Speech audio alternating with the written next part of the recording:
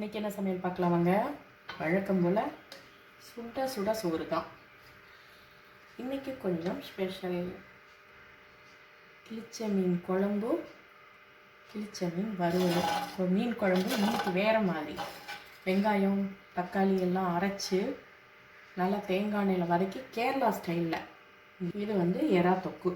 தொக்கு பார்த்திங்கன்னா நம்ம வெங்காயம் தக்காளி போட்டு செய்யாமல் சைனீஸ் ஸ்டைலில் கொஞ்சம் சோயா சாஸு தக்காளி சாஸ் எல்லாம் போட்டு அது போட்டு வச்சுருக்கு. இது ஃபிஷ்ஷை ஃப்ரையும் பண்ணி வச்சுருக்கோம்.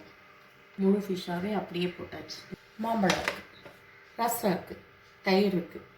எனக்கு பார்த்திங்கன்னா மீன் போடுறதுக்கு முன்னாடி ஒரு 2 கரண்டி குழம்பு தனியாக எடுத்து வச்சுக்கிட்டேன். நான் தான் எதுவுமே சாப்பிட மாட்டேன்ல, அதனால் அவ்வளோதான் இன்றைக்கி சமையல்.